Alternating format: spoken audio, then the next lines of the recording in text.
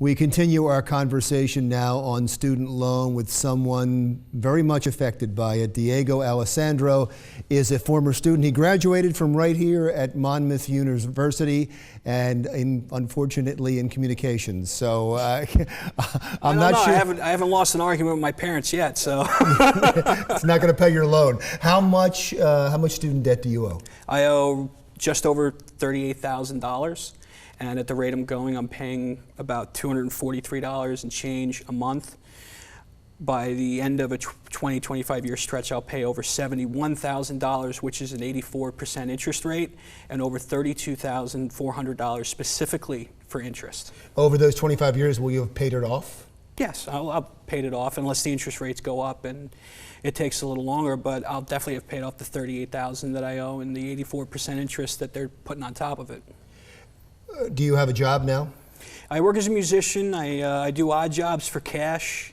I don't have steady employment. I don't have health care insurance through a provider. I haven't had much luck, but student loan debt plays into that. In fact, 7 million Americans as of 2014 have defaulted on their student loan debt. Now that's roughly 2%.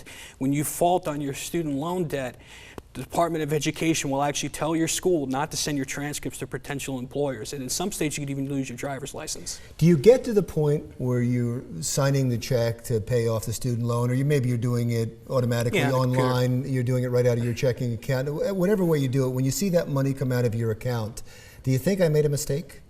No, I made myself smarter, I made myself better, and I would love to come back if I could figure out a way to pay for it or work off coming back either here or to a school that's just as good for a graduate degree. I want more education. I want more options. I want to be a better man.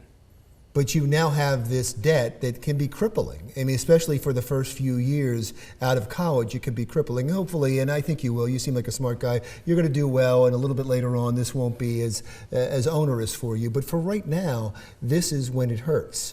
Oh, of course. I mean, anytime you graduate college, now you're out on your own.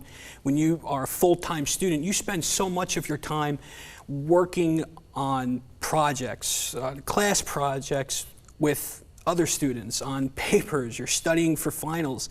It's so easy to get burnt out, it's so easy to eat up so much of your time, where it's not so easy for some people to go and work a job where they could start saving money. That's why so many students are moving home. In fact, in the class of 2013, and I had this from the Institute of College Access and Success, which is a non-for-profit organization, that published a report last November about the class of 2013 in New Jersey. 54% of the people who graduated with me in 2013 in the state of New Jersey had student loan debt, and the average was over $28,000. In Pennsylvania, it was 60%, and the average cost was over $32,000. In New York, it was over $26,000. It was 60%. That's how many kids are moving home. They're not buying cars. They're not renting apartments. They're not so much paying their bills. In fact, Kyle McCarthy at the Huffington Post put an article out in January of 2014 where he quoted a report from the One Wisconsin Institute that said that over $6 billion in automotive sales is lost every year because young people can't afford to buy a new car. The chief economist for GM has said that the number one or the most damaging reason why millennials aren't buying cars is because student loan debt. Student loan debt is holding you down. I mean, I understand. I get it. It's a whole generation that's being held down by student loan debt. It is going to definitely be a campaign issue.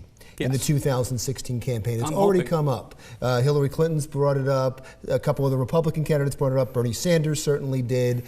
The person who is not running that really resonated with me when she talked about it was Elizabeth Warren, who said that there is no reason that the federal government should be making a profit on giving student loans to students. They make more money than they give out on student loans, and they put that money into the Treasury. I'm going to throw a statistic at you that's going to blow your mind. The Congressional Budget Office, the CBO, a nonpartisan independent organization, said in 2013 the federal government made $50 billion off of student loans. And that's actually $5 billion more than ExxonMobil, which is the most profitable company in the country.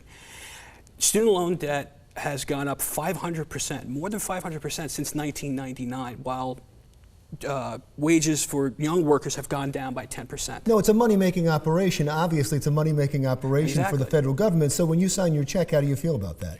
Look, I don't mind because it's taxpayer money, obviously. I don't mind giving a little bit back.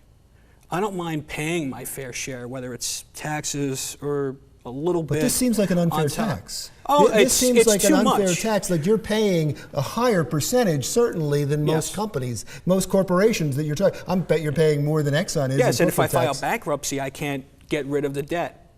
And that's corporations can file bankruptcy and get rid of their debt. Student loans, you don't really have that opportunity. It's even worse with private debtors.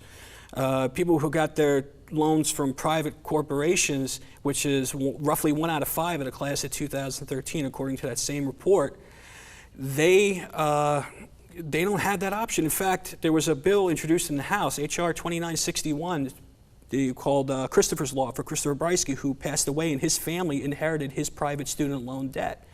Whereas my family has that protection because I got mine from the federal government. I don't mind paying a little bit. I don't mind putting a little bit more into the system so that somebody else gets the opportunities that I got to go to college. But there is a line where it's just too much. Do you see a solution to this? Do you think that the country has to deal with this eventually? Yes, you're creating a prospectively bad economy. You're creating a generation of disillusioned people in debt. And that could become a big problem over the next 10 or 20 years. So something definitely needs to be done. And as a voter, I welcome anybody who steps up to the microphone and is willing to debate and offer a good idea. It doesn't matter what party they're from. It doesn't matter if they're on the fringe or they're in the center and a moderate. They could be an independent.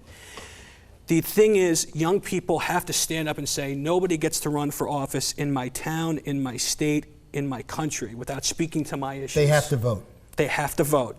Diego Allessando, who, by the way, you just saw him, he's looking for a job. Hire Diego, former student here with student debt. When we come back, Dawn is going to talk to one of the best known plus size models in the world when Another Thing continues.